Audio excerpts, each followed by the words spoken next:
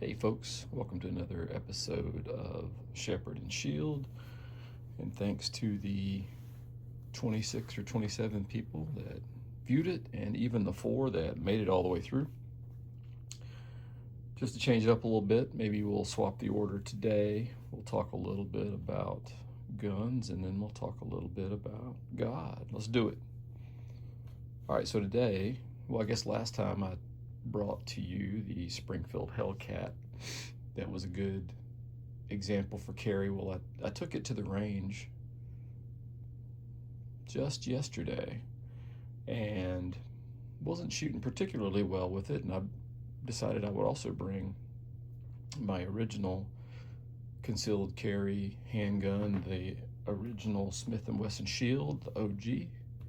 And so I thought I would show off that guy today.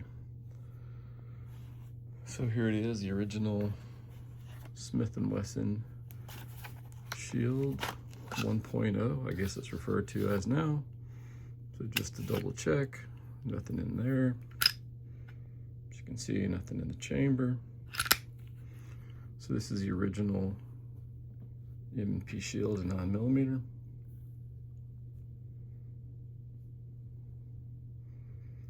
So it's like a 3.1-inch barrel, if I'm not mistaken. It's really easy to take down, very similar to other polymer handguns. I had this one without the manual safety. Really haven't done anything to it. I did add these rubberized Hogue grips here that are just slip-on. I say they're just slip-on. It's going to take a little bit of finagling to get those to get on, but once you do, it offers a really good ability to get a little extra grip. Adds a little bit of width to the frame. And then the only other thing I did was I added night sights. If I'm not mistaken, these are True Glow night sights, which ended up being really nice and really affordable. So this handgun, if you're not familiar, is a single stack. Probably one of the first kind of micro 9 categories. And so it comes with a 7-round magazine, as you can see. The only thing I've done here is I added a Pierce pinky extension to it.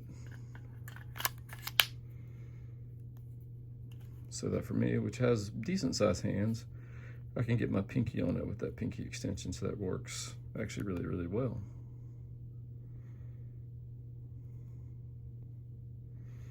So if you have a gun like this, and probably even the Shield Plus has some similar sizes to it, so that might be useful for the flush fit magazine. And then you could also get an 8-round magazine, as you can see here, and it also comes with a bit of a grip extension so that when you use it, it fits really flush. You can see the rest of the frame there, it fits really flush. It's not going to pinch you, and essentially offers a full 3-finger grip for me. Well, I decided to bring this out because, quite frankly, I shot it really well. A good bit better than the Hellcat for whatever reason. I don't know if the weight's a little bit different or the trigger. The trigger feels like it's a little bit lighter maybe than the Hellcat. But just to double check again, see there's nothing there in the chamber. See, it doesn't pull up very much, and then boom.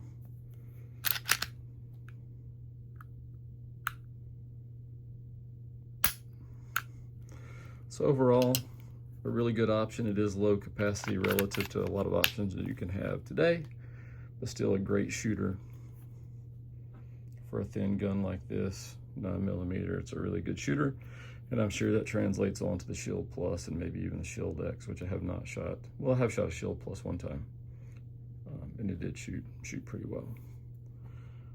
All right, folks, that's what we've got today on the gun front. All right, folks, today we'll talk about one of the Beatitudes. This one's going to be a little bit tough, and it's hard for your run-of-the-mill person to kind of manage, but it's really, hopefully offers a little bit of encouragement. I'm not sure if you can see it there. Blessed are you when people hate you, and when they exclude you and revile you and spurn your name as evil on account of the Son of Man. Rejoice in that day and leap for joy, for behold, your reward is great in heaven, for so their fathers did to the prophets. So that is in Luke 6:22 and 23. Well, that's a tough one. I mean, when you think about standing for what you believe in these days, it's certainly getting less and less popular. Kind of as the Bible foretold, people will start doing things that are right in their own eyes, certainly implying heavily that that's not what's necessarily considered right in the Bible's eyes or in the eyes of God. Now, what this beatitude tells us is we should rejoice when people hate us and revile us and mistreat us because of God's name and Jesus. That's tough. I mean, we all, generally speaking, want to enjoy relationships with folks. Most folks don't want to disappoint others. Most folks do not want to anger others. And so it's tough. It's tough knowing that there's going to be a day, or maybe for you, there's already been a day where you'll have to stand your ground on your beliefs, and it's not popular for the group that you're in. That's going to create some reactions.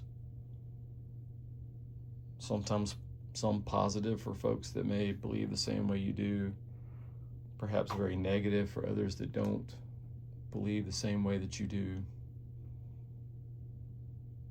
Our human reaction is to either get defensive or get angry or get sad, because we do oftentimes are concerned with how other people view us. And to some degree we should. I mean, we should be a great example for the Lord. But this clearly says that we're not going to make everyone happy all the time when we stand for what's right, what's biblical. But the Bible says to rejoice, because your rewards will be in heaven. So I just encourage you today,